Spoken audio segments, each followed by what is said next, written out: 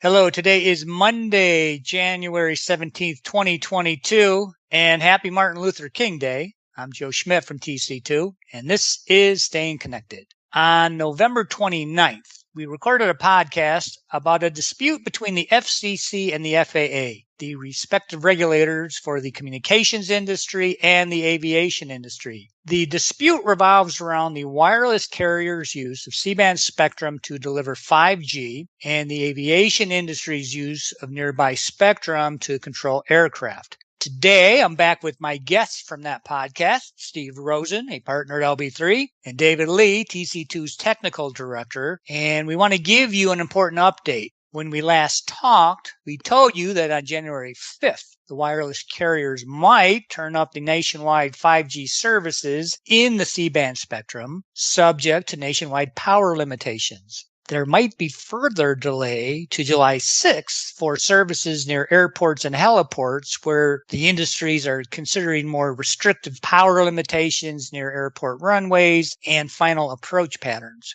That, however, was couched with, unless credible evidence emerges that real-world interference would occur if the measures were relaxed. Now, that last bit, to me, is more lawyer speak than it is technical fact. So, Steve, as the lawyer amongst us, has anything changed since the last podcast?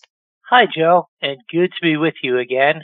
And yes, the regulatory and technical situation continues to evolve at jet speed, if you'll pardon the analogy. On Monday, January 3rd, Transportation Secretary Pete Buttigieg convinced AT&T and Verizon Wireless to agree to an additional delay until January 19th, just 2 days away, in turning up service. President Joe Biden stated that this delay was a, quote, significant step in the right direction, end quote. This 2-week pause is intended to allow the aviation industry and the FAA additional time to pressure test the power limitations offered up by the wireless industry to protect aviation safety. So, David, what's the latest on that?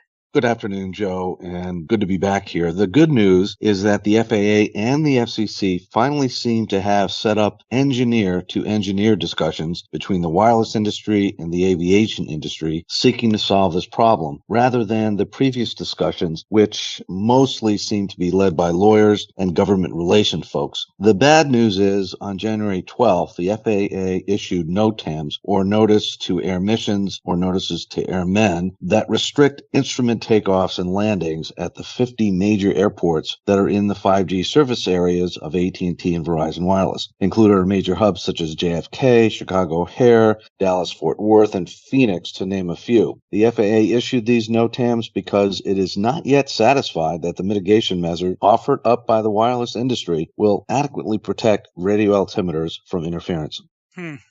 I live in New York and Chicago, so that's sort of unwelcome news. Yeah, good point, Joe. And I would add that the 5G speed, quote unquote, or the expectation of speed is not always available anyway to the user in 5G, C-band, or any band for that matter, since what's important is the signal strength that one receives may be quite poor. In short, just because you see the small 5G indicator on your smartphone display does not mean you have a good speed, downlink or uplink speed. And also, while I'm very pro-telecom and advocating the advancement of the state-of-the-art in telecom, the convenience of this incremental speed from 5G is certainly not even 1/100th as important as plane and safety of life on the ground. There needs to be perspective on this.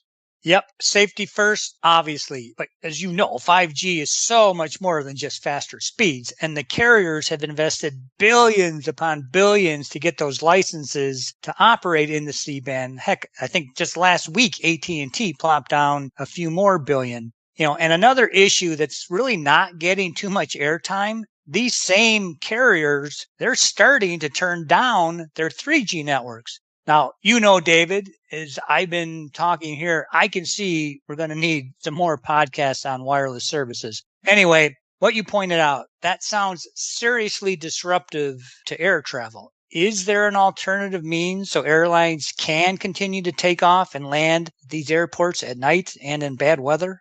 Yes, Joe, there is. The FAA has an AMOC, or Alternative Means of Compliance process, whereby the radio altimeter manufacturer and the airframe manufacturer seek FAA certification that the radio altimeter airframe combination will perform acceptably in the new 5G environment around each particular airport. In fact, the FAA just approved new radio altimeter models that are installed in a wide variety of Boeing and Airbus planes.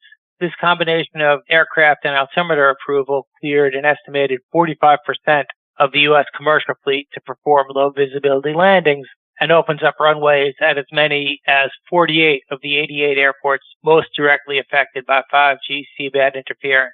But for non-Boeing and non-Airbus airframes, this process is going to take some time and will vary by airport and aircraft type. So at least some airspace closures and aircraft operational limitations seem inevitable in the near term unless something changes rapidly. This is especially true for commuter aircraft and helicopters, which often use less robust radio altimeters.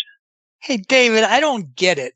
I mean, 5G has already been rolled out in many European countries without interference to radio altimeters. So why are things different here? Good question, Joe. But deployments of 5G technology in other countries often involve different conditions than those proposed for the U.S., including lower power levels, antennas directed downward to reduce potential interference to flights, different placement of antennas, and beam forming relative to airfields, as well as frequencies with a different proximity to the frequencies used by the radio altimeter equipment. All right, Steve. So what's next?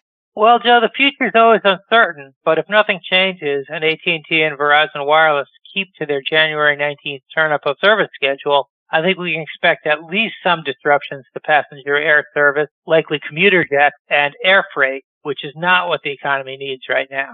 All right. Thank you, Steve. And David, thank you. Boy, what a mess.